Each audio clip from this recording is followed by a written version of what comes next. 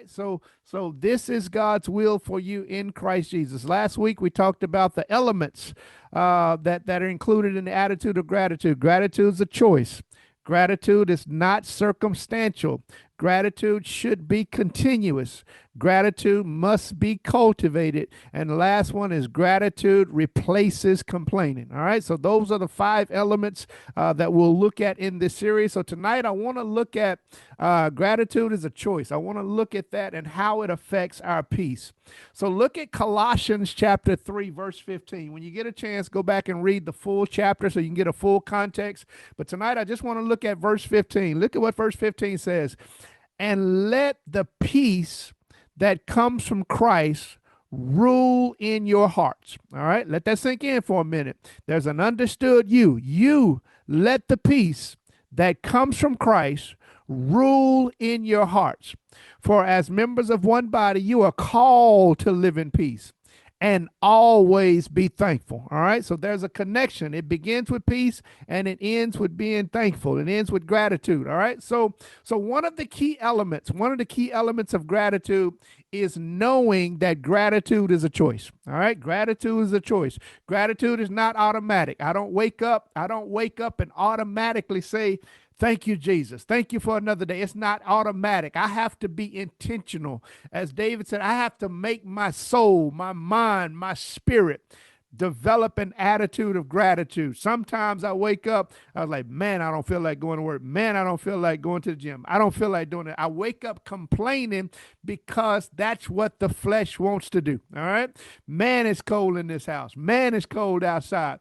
Very rarely do you wake up with an attitude of gratitude. So you got to understand, I have to choose to be grateful. I have to be intentional in my focus, in my thinking. When my eyes fly open, I should immediately respond by saying, God, you bless me with another day. God, we got new mercies. We got brand new peace. We got all of these things you have granted us, but very rarely do it comes automatic. All right. And so when you realize this, here's what I'm discovering. I can decide to live in peace, or I can decide to live in confusion. All right. Either one. That's my decision.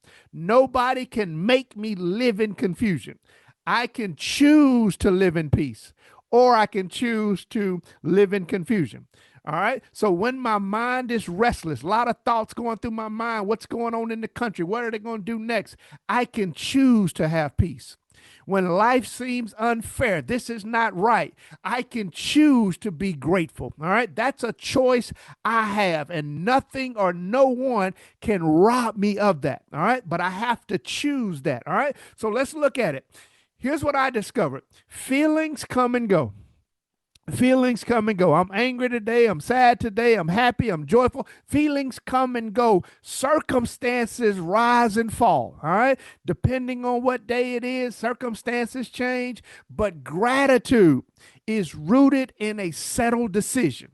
I decide if I'm going to be happy. I decide if I'm going to maintain my joy. I decide how I'm feeling today. So I can't control feelings. I can't control the circumstances, but I can decide if I'm going to be grateful in it. All right. So you gotta make up your mind that gratitude is a choice. I choose to be grateful in every situation, in sickness, with being taken advantage of, with all of the traffic and the worry and the Satan's attacks.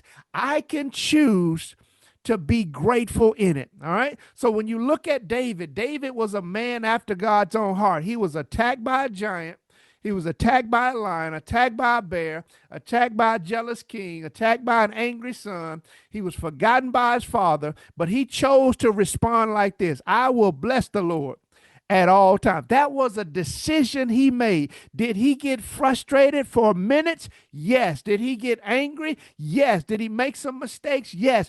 But his decision was, I'm going to bless the Lord at all times. I'm going to always find a reason to be grateful. I'm going to always find a reason to be joyful. So tonight we're going to look at, regardless of your circumstances, we can choose to be grateful. We can choose to be joyful. And here's what I want to drive home tonight. This choice brings calmness to your soul. All right. And I'm sure all of us tonight, we need some calmness in our soul. There's a lot of stuff going around us, going on around us. There's a lot of stuff going on in us. There's a lot of stuff that's going on. We need calmness in our soul. All right. So tonight I want to show you how gratitude brings calmness to your soul. So let's jump into it. Here's the first thing we want to look at is gratitude enables peace to rule. All right. Gratitude, it enables peace to rule. Notice what Paul says in Colossians 3:15. You let peace that comes from Christ rule in your heart. All right. So that's the command. Let it rule in your heart. When you choose to be grateful, here it is, you choose peace. All right. When you choose to be grateful, you choose peace. Let's put it together. God will give peace in your soul even when you don't have it in your situation. All right, let me say that one more time. God will give you peace in your soul even when you don't have it in your situation. I believe I got one or two witnesses who can testify. There are some seasons, some situations in your life where you should have lost your mind. You should have gone off on some people, but God has given you peace in your soul. All right. He's given you peace in your soul, even when you don't find it in your situation. God will give you a peace that surpasses all understanding. All right. So God will give you that. All right. God will give you that. He wants to give you that. But Paul says you have to let it rule in your heart. All right. So listen to what Philippians 4:6 says. Don't worry about anything. That's your responsibility. Instead, pray about everything. That's your responsibility. Tell God what you need and thank him for all he's done. That's your responsibility. Then you will experience God's peace, which exceeds anything you can understand. His peace is going to guard your heart and your mind as long as you live in Christ Jesus. All right. So let that sink in. I shouldn't have to worry. I should be praying. I should tell God what I need and tell him thank you. So you ought to make yourself a checklist. There's four things Paul tells us to do. Don't worry. Quit worrying about it. Quit worrying about it. Well, Pastor, if I don't worry, what should I do? Pray about it. Don't worry about anything. Pray about everything. Don't worry about anything. Pray about everything. Turn your worry list into your prayer list. Tell God what you need. Something is causing you to worry. Something is missing. So tell God what you need. And when you tell him what you need, don't forget to tell him thank you for what you have. Oh, Lord, have mercy. All right. So turn your worry list into your prayer list. Tell God what you need and thank him for what you already have. When you check off those four things, here's what God says I'm going to do. I may not change your situation, but I'm going to give you peace in your soul. He says you're going to experience a peace that surpasses all understanding. Here's what I love about God. God will allow your situation to go public. As much as you try to hide it, much as you try to put on a front that all is well, somehow or another it seeps out your house into the community. So now everybody knows what you're dealing with. Everybody knows what you're dealing with. There are people that are looking at you like, man, I'm gonna see how long she's gonna fall apart. I know she's playing like she's strong. I'm waiting to see. She's gonna fall out today. She's gonna lose it today. They're watching you. They don't know that all they see is your situation. They can't see your soul. God has given you a peace in your soul while you deal with the situation. And that's why they can't understand how are you still smiling when I know what you're dealing with, when I know how you're feeling. I know what's going on. And you got to understand, here's what God does. God releases his peace where gratitude resides. Notice what he says. When you pray about it, tell him what you need and thank him for what you already have. And when God says, when I see gratitude, I'll release my peace because I know gratitude resides there. And here's your responsibility. Paul says in Colossians 3:15, you got to let it rule. So the question tonight is, what's ruling your heart? Is it what's going on in this country, or have you decided to let the peace of God rule in your heart? Here's what I want to drive home. God says, I'm going to give you a peace. I'm going to give you the peace. It's up to you to let it rule. All right? So let me give you an example. Job's gratitude made room for God's peace. All right? Gratitude didn't remove the storm, but it kept the storm from removing God from his heart. Let me say that one more time. Gratitude didn't stop Job from going through the storm, but it kept the storm from snatching God out of his heart, snatching God's word out of his heart, snatching God's peace out of his heart. And Job did not ignore his pain. He acknowledged his pain, but he refused to let pain have the last word. That's somebody's word tonight. With the pain that you're dealing with the sickness, with the suffering, with all the stuff that you're going with physically, mentally, spiritually, you have to get to that place where you refuse to let pain have the last word. I know my body is hurting. I know my body is hurting, but here's the last word. The Lord gave, the Lord take away. Blessed be the name of the Lord. I'm going to have the last word. I got sickness in my body, but my spirit is good. My arm is hurting, but my feet are working. My legs are hurting, but I can see good. You got to find something to be grateful for. And when you find something to be grateful for, God releases a peace that surpasses all understanding. All right. So you got to understand that gratitude, it enables peace to rule. All right. And so if you can ever find something to thank God for, you will come to that place where you decide, I'm going to let peace rule. I'm going to let peace rule. And Paul is driving the fact home. You got to choose to let peace rule. You got to choose to let peace rule. And here's what excited me as a sports fan. Peace is meant to govern you. Peace is meant to keep control of your life. That's what peace is meant to do. That word rule, he said, let peace rule in your heart. That word rule means to umpire. It means to decide. It means to take the lead or take charge. All right. The word rule means to umpire. So he said, let peace be the umpire. Let peace be the umpire. Here's what I discovered about umpires. Umpires are put out there to keep control of the game. Umpires, good umpires, don't let the game get out of control. They're not called to be a part of the game.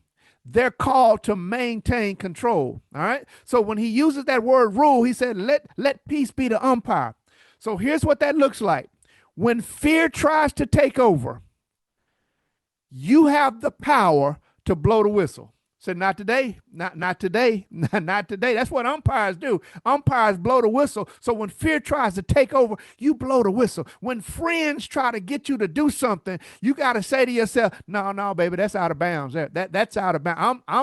I'm letting peace umpire today. And when things are getting chaotic, you have the authority to call time out. I had to, while I was putting this together, I was talking to someone yesterday evening, and I had to just practice. Okay, I'm gonna teach it tomorrow, but let me practice. And they were just being so negative. They were so negative. And I find myself starting to, it might be right about that. They might. And then I just paused and let me give a time out on all this negativity. That's what you have to do when things are getting chaotic in your life. Paul says, let peace be the umpire. Let peace rule. You have the authority to stop some things. You don't have to live in chaos. Regardless of what's going on in this country, regardless of what's going on your job, what your supervisors say, you have authority to maintain your peace. Oh, Lord have mercy. You got that authority. Quit allowing people and predicaments to rob you of what God has freely given you. He says, my peace I give to you, not like the world. So he's given us, but you got to let it rule. So tonight, you need to ask yourself, what's ruling my heart? Is it my financial situation? What's ruling my heart? Is it what's going on in this country? What's ruling my heart? Paul says, let peace rule. All right? Let peace rule. And the way you do it is by having an attitude of gratitude. But remember this, remember this, remember this. Peace can't rule where God doesn't reign. All right? Peace can't rule where God doesn't reign. And if you will never allow God to reign in your life, you'll always be in and out of peace depending on your situation. Teach, Pastor. Watch what Romans chapter 5 says. Therefore, since we've been made right in God's sight by faith, we have peace with God. Let me say that one more time. I've been made right in God's sight by faith. So now here's what I do. I wake up every morning knowing I have peace with God. Don't miss that. Don't miss that. You might not like me, but I got peace with God. So I really don't care if you like me or not, because I have peace with God. Not because I'm good, not because I'm righteous, but because of what Jesus Christ our Lord has done for us. All right. So because of our faith, Christ has brought us into this place of undeserved privilege. Oh, I love that. He took me from where I was guilty and holding my head down. Now I walk around with my head up because Christ has brought me into this place of undeserved privilege. All right. And so we confident and joyfully look forward to sharing God's glory. So when God is reigning in my life, peace is ruling in my life. All right. But I have to make a choice to let it rule. All right. To let it rule in my life. All right. So let's go one more, and then we're gonna talk about it. So here's what peace and gratitude in action looks like. All right. So he said, let peace that comes from Christ rule in your hearts. In Acts chapter 27, look at verses 18 through 20. The next day, as gale force winds continued to batter the ship, the crew began throwing the cargo overboard. They started losing all kind of stuff. They started throwing stuff away. They started losing stuff. And somebody can testify, you've been in some seasons where that's where you were. You were just losing stuff. You were throwing stuff. You was losing peace, losing hope, losing joy, losing finances. You were throwing stuff overboard. Verse 19 says the following day that they even took some of the ship's gear and threw it overboard, still losing stuff. The terrible storm raged for many days, blotting out the sun and the stars until at last all hope was gone. I thank God that the chapter didn't end at verse 20, because that's some of the seasons that we deal with. It's one storm after the next, losing stuff left and right, losing stuff, seem like we're going backwards in this season. But it doesn't end at verse 20. Verse 33 says, just as day was dawning, Paul urged everyone to eat. You have been so worried that you haven't touched food for 2 weeks. Please eat some for now for your own good, for not a hair on your head will perish. Then he took some bread. Watch what he did. He gave thanks to God before them all and broke off a piece and ate it. Then everyone was encouraged and began to eat. Watch this. He's still in the storm. The storm hasn't stopped, but he says, you know what? God has already promised me how it's going to turn out. Let me go ahead and eat and give God thanks. Let me go ahead and be thankful for how it's going to turn out while I'm still in it. Whew, Lord, have mercy. Peace doesn't avoid the storm. It controls your response in the storm. And that's why people looking at you strange. How in the world are you still maintaining your shout, maintaining your praise, still showing up on Sunday, still singing in the choir, still preaching God's word, still doing all that you're doing, and you're still in the storm? Because you understand that if I can be grateful in it, God will remind me what he promised me on the other side of it. All right. So you got to understand that even though you might be in the storm, peace and gratitude will hold you while you're in it. All right. Peace and gratitude will hold you while you're in it. All right. So you got to understand that God will give you peace. God will make peace available, but you have to let it rule in your heart. All right. So let's ask this question. What are some factors? What are some factors that may make it challenging? Even though peace is available, what makes it challenging to not let it rule in our hearts? It might come in every now and then, but why can't we let it rule in our hearts? Let's talk about that for a minute. That word rule means umpire. Why can't we let it be the governing authority in our lives? Why do we keep having peace one day, not having peace one day? Why can't we let it rule in our hearts? Let's talk about it. What do you think about are some reasons why we can't let it rule in our hearts, not just show up every night? So let me jump into the second one, because I think this is going to be interesting here. This is I think where we're at in a country, and we can see it clearly in a country. But I think if we can see it in the country, we can also see it as believers. All right. So not only does gratitude have to give us peace that rules our hearts, but gratitude also protects the heart from entitlement. Gratitude protects the heart from entitlement.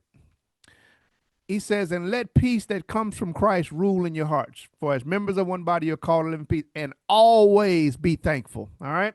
And always be thankful. All right. Always be thankful.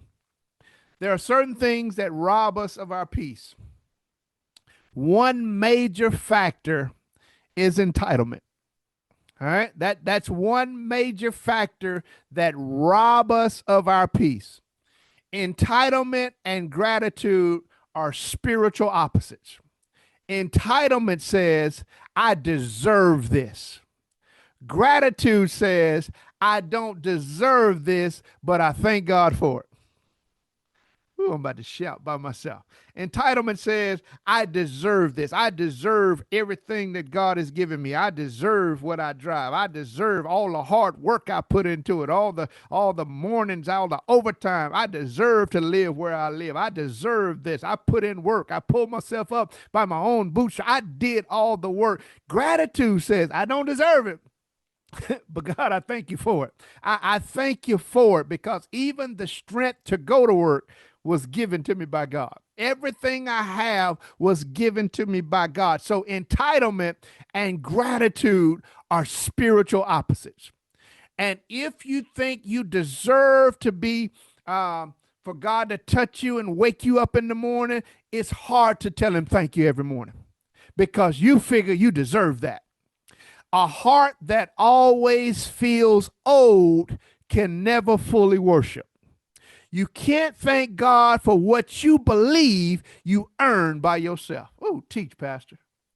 If you feel because of my hard work, I deserve this, I deserve to treat myself, I deserve to do this, that's a heart that says, pat yourself on the back for what you've done, rather than putting your hands together and telling God thank you. All right. A thankful heart remembers that everything we have is borrowed, not owned. An entitled heart forgets that everything we have is a gift from God. You can't be grateful and resentful at the same time. You can't be grateful and resentful at the same time. And so many times we can't celebrate others because we think they got our blessings. I've heard people in church say somebody got my blessing, and then they turn around and say, what God has for me, it is for me. Baby, it can't be both of them. It can't be both of them. And so when you understand, I can celebrate you having your new house, your new promotion, you getting the church, you building the church. I can celebrate you that because I know what God has for me. All right. And so when I have what God has blessed me with, I'm grateful for it. I don't have room to be resentful for what he blessed you with. And so a lot of people, you're wrestling with entitlement and don't even know it. You're wrestling with entitlement, and it's easy to see it in the country. It's easy to see it in the country, but we can't see it in the church. We can't see it in believers. And the reason why most of us don't give God our all is because we feel that I got to save my energy for what I'm trying to do myself. And one word from God can take all of your energy, all your strength, all your mind power, everything you have. God can take it from you in one word. And that's why Job says, I've come to this place. The Lord gave it to me. The Lord can take it away at any minute. I'm just going to go and bless his name. And so you have to get to that place where you can't be entitled and grateful at the same time. And this is why I said it last week. You never hear me harping on anniversaries and all of that kind of stuff. I never harp on that kind of stuff because I'm still amazed that God can use an old country DJ and still promote the gospel like I'm doing. That still blows my mind. I'm just grateful for the opportunity to have another microphone. Oh, Lord have mercy. I'm just grateful that he gave me some more words to say through a microphone. And so when you understand gratitude, I don't have time to tell you what I deserve. All right. I don't have to.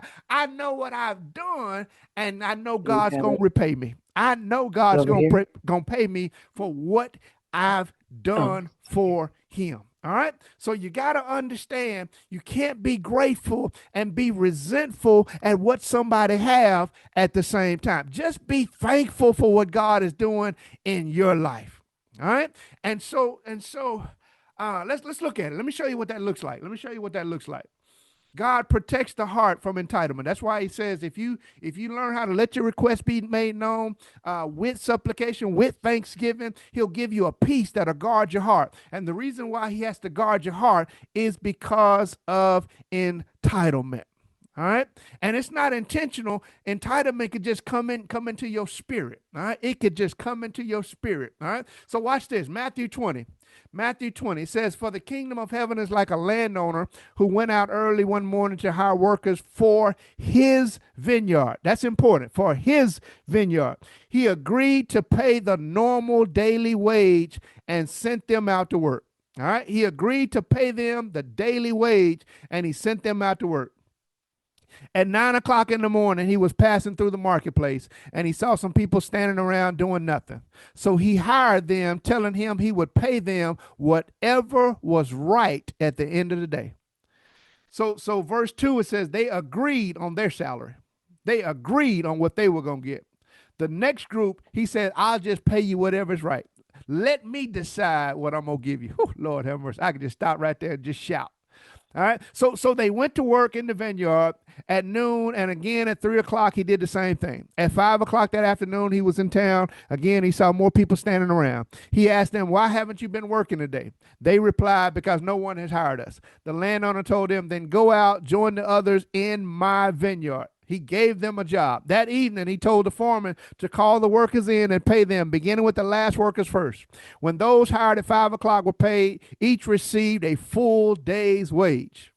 When those hired first came to get their pay, here's the key, they assumed they would receive more. Let that sink in. They assumed they would receive more. But they too were paid a day's wage. Now watch their response. When they received their pay, they protested the owner. Those people worked only 1 hour, yet you paid them just as much as you paid us who worked all day in this scorching heat. He answered one of them, friend, I haven't been unfair. Didn't you agree to work all day for usual wage? Take your money and go. I wanted to pay this last worker the same as you. Is it against the law for me to do what I want with my money? Should you be jealous because I am kind to others? Let me put you in verse 10. Sometimes we assume because we don't do certain things like other people. Sometimes we assume just because we come to church, we assume because we pay our tithe, we assume because we do all of that we should be receiving a little bit more. We should be receiving a little bit more. They shouldn't have the same thing I have because I've been working hard. I've been doing this. And God says, I can bless who I want to bless. You wouldn't even have a job if it wasn't for me. You wouldn't have anything if it wasn't for me. So we got to understand, we got to be grateful for one, that what we have, God gave us to it. And number two, if God chooses to bless somebody else like he wants to bless them, who am I to tell God how he should bless somebody? And what makes me more entitled? Because I've been here longer, because I've been doing it longer. And this, if we're not careful, this same mindset will creep into the hearts of the believer. If we're not careful, we'll assume that we supposed to be getting more. We assume we supposed to be getting blessed more. We assume that we supposed to be getting more. And here's what he said. What did you agree to? What did you agree to? Well, it's not right. They just came here and you blessed. That's what favor is. And see, that's why I shout. That's why I shout. I know everything God is doing in my life, in my ministry at Mount Olive. That's favor. And what frustrates some people, some pastors, is because, man, you just got here. We've been doing this thing before you while you were still in diapers. You still wet behind. I hear all of this kind of stuff. And I'm just like, hey, man, you ain't got to remind me. I know I don't deserve it. And I wish I had one or two witnesses who could testify. You know you don't deserve what you have, but you're not going to apologize for God blessing you. God chose to bless you like he's blessing you, regardless of age, stage, or development. You got to understand that I'm not entitled. I'm just grateful. And I believe I got some witnesses on here tonight. Every time you open your eyes and look around and see what God is doing in your life, you grateful. You could care less how he's blessing someone else. You know you don't even deserve what you have. And if you feel, well, Pastor, I ain't like that. I feel I worked hard. I should be getting this. I should be. Man, baby, bless your soul. Because one word from God, situations can change. But if you learn how to be grateful, you can learn how to walk in peace. All right? You can learn how to walk in peace. Those guys were angry. They were protesting. You don't hear nothing from those other guys. They were just grateful, one, to even have a job, two, to even get paid. So you got to understand, which verse am I in? Am I in that group in verse number 10 where I assumed I should be getting more by now? And this is why even when you're negotiating salaries and positions on your job, there's a way to say, you know what, this is my value, this is this, but there's a thin line. Be careful when you start walking that thin line, talking about what you deserve. All right. This is what I tell people all the time. Show them your value. Remind them of your value. Let them know you understand your value. But at the same time, don't ever have the heart that feels entitled that you deserve. Because God will put some things on your plate where you can say, hey, y'all can keep this promotion. I didn't know all that was going. And because what God did was God allowed you to work in that other position for less money and have more money at the end of the month. Woo, somebody knows what I'm talking about. You made less money, but you had more at the end of the month because God was giving you favor in certain areas. And so you thought the position was going to give you more, but God said, I was holding back stuff that didn't break when you didn't have the money. Teach, Pastor. And you got to understand that sometimes the more stuff you have, the more God allows some stuff to break because he's holding back what could have happened. Oh, Lord have mercy. He's holding back what could have happened. So you got to understand that gratitude protects my heart from being entitled. All right. So let me show you one more to show you what it looked like. Luke chapter 15. We always hear sermons about that boy who got his stuff, and went out there and got in the pig pen and he came back home. We always hear that sermon. But in verse 25, it says, meanwhile, the older son was in the fields working. When he returned home, he heard music and dancing in the house, and he asked one of the servants, what's going on? Your brother is back, he was told, and your father has killed the fatted calf. We are celebrating because of his safe return. The older brother, watch his response, was angry and wouldn't go in. The older brother was angry and wouldn't go in. His father came out and begged him, but he replied, all these years I slaved for you and never once refused to do a single thing you told me to do. And in all that time, you never gave me even one young goat for a feast with my friends. Yet, when this son of yours, not my brother, not my brother, when this boy of yours, this son of yours came back after squandering your money on prostitutes, you celebrate by killing the fatted calf. His father said to him, look, dear son, you have always stayed by me, and everything I have is yours. See, he should have been shouting that everything my father have, I have access to it. But he got angry, lost his peace, lost his joy, lost his happiness because of how we celebrated somebody else. Whew, Lord have mercy. He says, we had to celebrate this happy day, for your brother was dead and now he's come back to life. He was lost and now he's found. So you got to understand that gratitude will protect your heart from entitlement. This other son said, I've been here this whole time and you ain't never did that for me. You ain't never did that for me. I've been here the whole time, and you've never given me stuff like that. Even though I had a roof over my head, even though I had a bed to live in, even though you blessed me with this, you blessed me with a nice car, you blessed me with I ain't talking about all that stuff you blessed me with. And see, there's that wrestling match between gratitude and entitlement. And if you're not careful, we'll figure out, we'll get to that place where we feel like God owes us something. I've been serving in the church.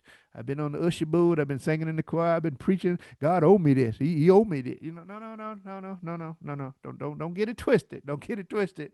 Gratitude is thankful for what you have, knowing that every good and perfect gift comes from God.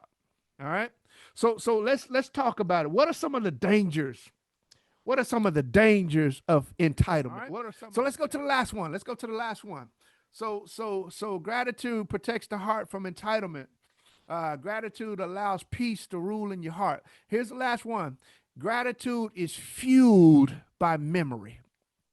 Gratitude is fueled by memory. Notice what Psalm 9:1 says.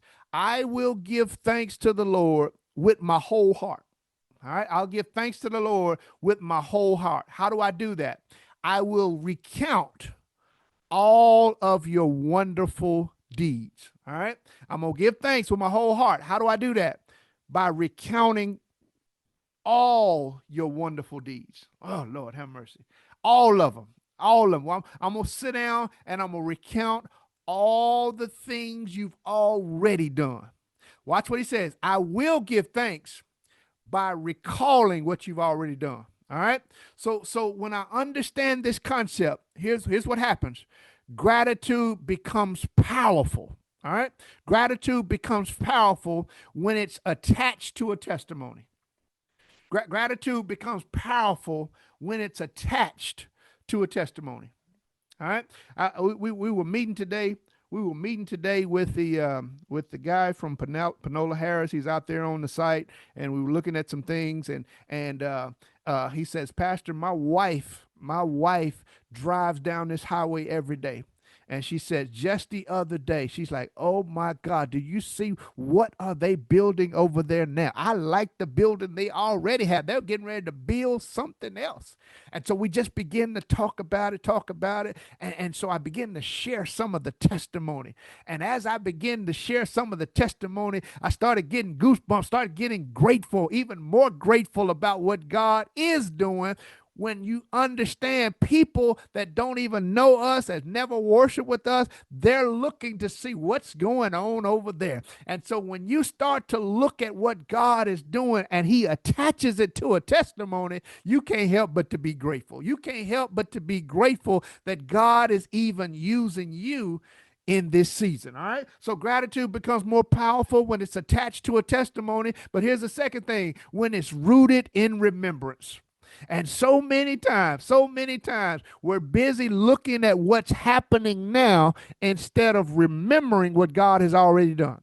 You got to remember what God has already done. So when your gratitude is rooted in remembrance, there's not a situation that comes up now that you can't get through because you remember what he's already done. All right. And then the third one is it's renewed by reflection. Sometimes when you're in a bad mood, just seeing something else make you reflect on how bad it could have been. Reading the story about a guy who was complaining about shoes. He wanted a pair of Jordans. He wanted some shoes. And then he saw a guy that didn't have feet. All right. And so he looked at it and said, you know what? Let me quit complaining about shoes.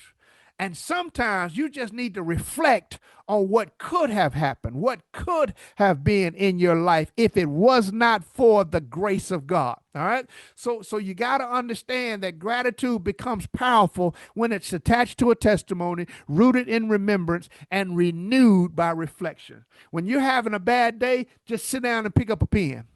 When you're having a bad day, just sit down and pick up a pen and just start reflecting on how good God has been. Just think about that time. You know that time. Think about that time when you should have been gone, you could have been gone, and God spared your life. If you're having a bad day, just reflect on how good God has been in your life. All right. So gratitude not only does that, but gratitude loses its strength when your memory fades.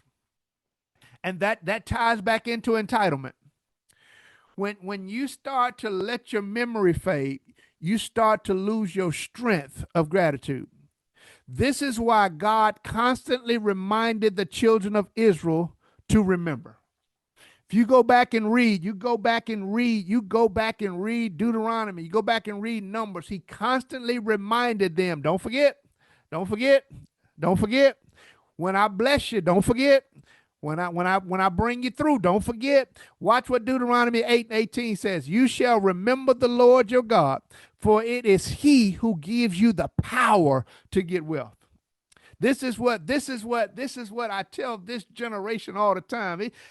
I was ministering to someone one time, and they shared with me, and I think I've shared this with you before. But a young brother, his grandmother told me to give him a call, so I called him. We was talking. I guess it's been about three or 4 years ago. We was talking, and he said, "Pastor, I don't do church.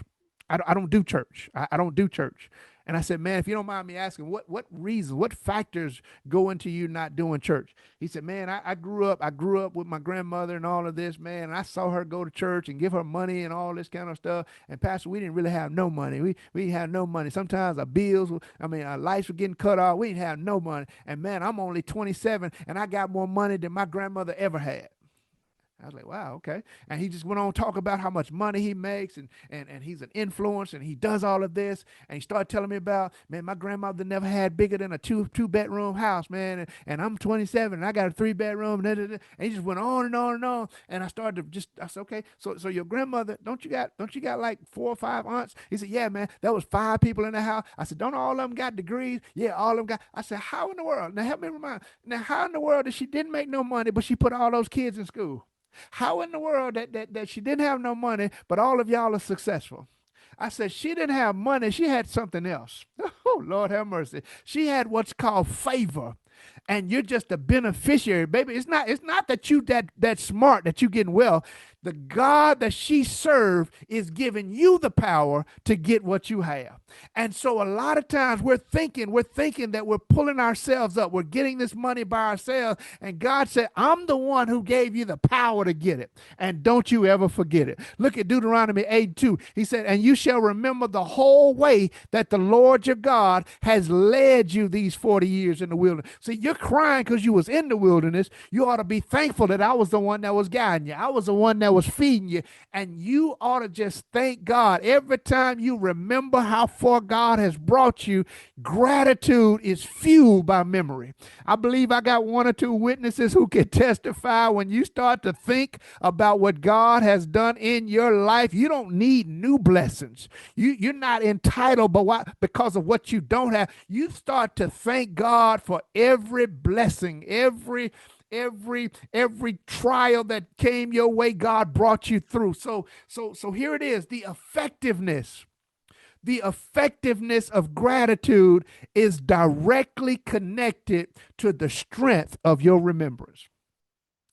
If you can ever learn to keep your memory strong, you'll always be effective in your gratitude.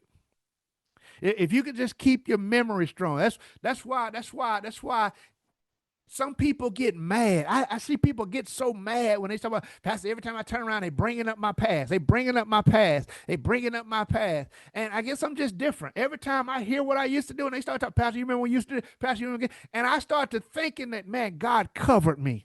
God kept me because he knew the assignment that he had on my life. So sometimes quit getting upset about your past when they bringing it up. Thank God that you have one and your past did not stop you from walking into your destiny. All right.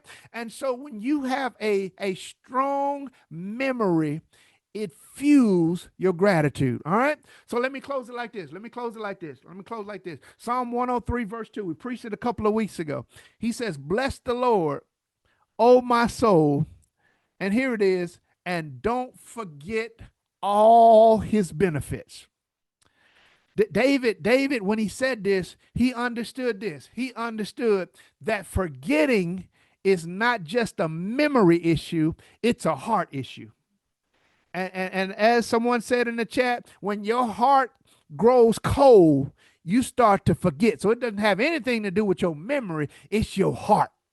And when your heart is on fire for God, you'll always remember what God has done. All right. So when we continue to chase blessings, it's easy to forget the benefits. Let me say that one more time. When we're always chasing blessings, it's easy to forget the benefits. Well, Pastor, what's the difference? Anybody can go get a blessing. Anybody can go get something and call it a blessing. But the benefits that David talks about is when God gives you stuff that money can't buy. Ooh, Lord have mercy. Somebody knows what it's like to have a whole lot of money in the bank, but can't get out of bed. So that money's not doing you any good. And so you say, God, I'll exchange a lot of that for a good night's sleep. I'll exchange a lot of that for just having peace of mind. Somebody knows what it's like to have to go through some situations where blessings don't do you any good. You need a peace that surpasses all understanding. You need God to shower you with some favor. So we got to get to this place where you can't keep chasing after blessings. Sometimes you just got to think and reflect on God's benefits. You got to simply thank God for his benefits. All right.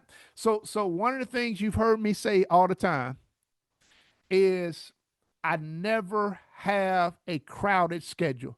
A lot of people say, Pastor, you always busy. No. It just looks like I'm busy. And that's because those are the times you see me moving. Because here's what one of the writers said. I was reading this the other day. A crowded schedule often creates a cluttered soul. Let that sink in. A crowded schedule often creates a cluttered soul. And what he means is you can become so busy managing life that we stop to remember the one who gave it to you. Oh, God.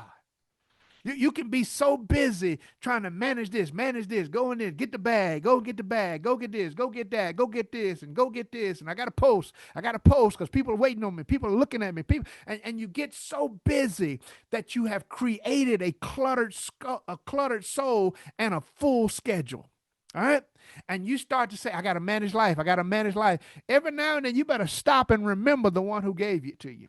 You better remember it was God who gave you life in the first, and not just any life, a life that can be lived more abundantly. Not busy, but more abundant. All right. And so this is why when you talk about gratitude is fueled by memory, that's why every first Sunday at the Mount Olive Baptist Church, here's what we do. This cup is the covenant of my blood. He says, as often as you do it, so you can continue to think about me. Whatever you got going on the rest of the month, when you come in there on first Sunday, it ain't about no black suits. It ain't about no white dress. It ain't about no stockings. It ain't about that little beanie on your head. It ain't about what color tie we gonna wear. It ain't about that white thing on the table. It's not about the cracker. It's not about the juice. It's about remembering who God is. And if I just get to the place where I just keep remembering that every sin I've done, it's been paid for. I've been redeemed. I've been forgiven. And when you start to think about those benefits, you'll get fueled. You'll get fueled in your gratitude. All right. So regardless of what's going on around me, my memory is the anchor of my gratitude. All right. My memory is the anchor of my gratitude. Don't let what's going on in this country make you forget what God did on the cross. Oh, Lord have mercy. Regardless of what's going on in the country, you better take your mind back to the cross. Everything that's going on is covered under the blood of Jesus Christ. And so when you find yourself and you're not anchored in gratitude, here's what's going to happen. You'll find yourself drifting into complaint mode. And somebody can be honest tonight that there are some times where you find yourself drifting into complaint mode. Every time turn around, something's not right. Something's not right. I'm complaining about this, complaining about that. It's in those moments where you got to let your memory be the anchor. You got to let your memory be the anchor.